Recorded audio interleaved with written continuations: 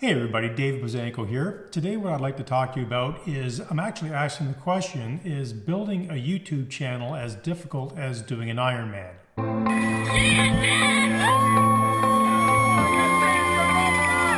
There are currently 114 million people creating channels on YouTube. Only 2 million of those channels are monetized, and only 0.3% are earning a minimum of $5,000 per month.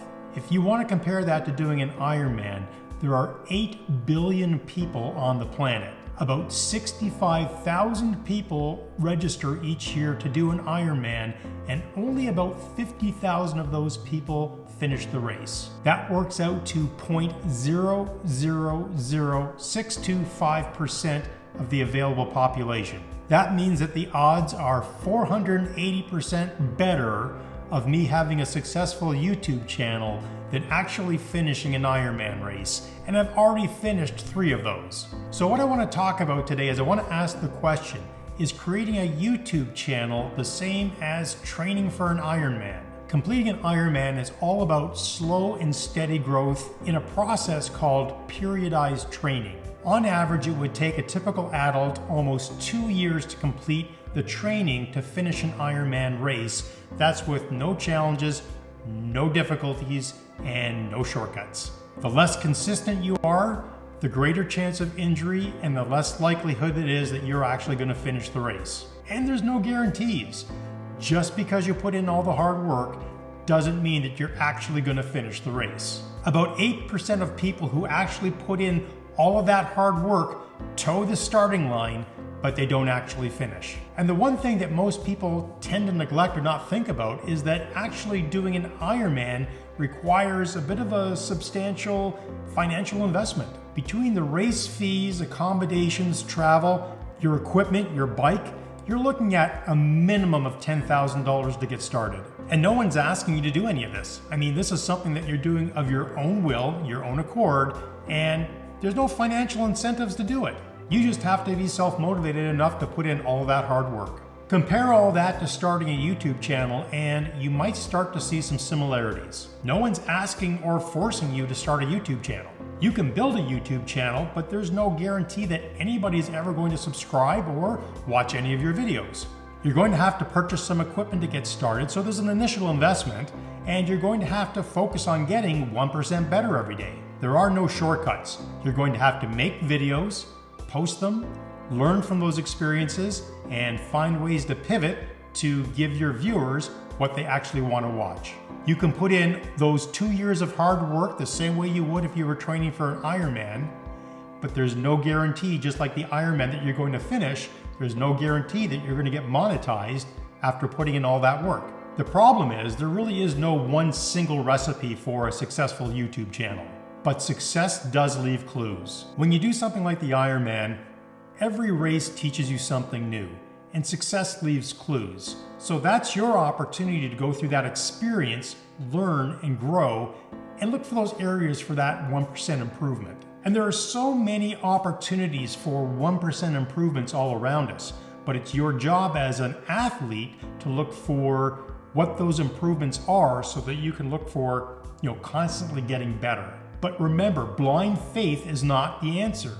You've constantly got to be looking at the numbers and looking for those areas for improvement. To be successful as a YouTube creator, you've got to look at the analytics, the metrics, those free numbers, the free data that every YouTube creator gets when they start a YouTube channel. For example, you might think that your audience is one type of person, but the data, the metrics, tell you something completely different. Paying attention to the data will help you communicate more clearly to your audience, the people who are actually watching your videos. I've always believed that in order to make the best possible choices, you've got to have all the facts. And YouTube provides you with the right analytics to make sure that you're positioning your message to the right target audience, the people who are actually watching your channel. By listening to your audience, listening to the comments and the feedback, that's going to tell you what type of videos they want you to create. Training for an Ironman requires self-motivation, determination, resilience. It's your ability to not only bounce back from setbacks, but to learn from those experiences. so that you can avoid them in the future and accelerate your growth process. Ironman training is rigid, methodical, and purpose-driven. Three-time Ironman world champion Craig Alexander once famously said, "A workout without purpose has no purpose." And the same thing can be said about creating a YouTube channel. Creating videos without purpose has no purpose. It's only going to confuse your audience. What that means is that every video you create should fit into a theme or have a purpose for being on your channel. Are you currently doubling down on your video outliers for your channel to see if you can duplicate those same results? Or are you just creating random videos because you think they're a good idea? Are you testing videos? Ask Me Anything videos versus walking videos versus shorts versus podcasts? Do you have a plan to make a certain number of videos so that you can then go back and analyze the data? Are you A/B testing your video thumbnails? You get the idea. We need to test. To be a YouTube creator or an Ironman, you need to have a plan. Be disciplined in your approach and pay attention to the feedback. My first breakthrough moment as a YouTube creator was when I posted a video short about taking my dog Ralph to the beach. It performed 17,000 times better than any other video I created, and I gained 40 new subscribers. And the audience watching that video was predominantly female. That is not the market that my videos, my long form videos, were speaking to. So it really gave me insights into the metrics of who was watching what type of video and when. I also know that my long form videos are targeted to men. So if my short form videos are getting traction with women and my long form videos are getting traction with men, maybe I need to move from that male perspective to that dad perspective, because my audience all fit into the same sort of target demographic that's the same age as my kids, 25 to 40-year-old people. I also learned that the relationship that I have with my dog Ralph really seems to be appealing to a lot of people. So I'm going to be looking for ways to incorporate more of Ralph into my videos in a manner when it's appropriate. In this case, this really isn't the appropriate setting to have my dog in the video. That's just clickbait.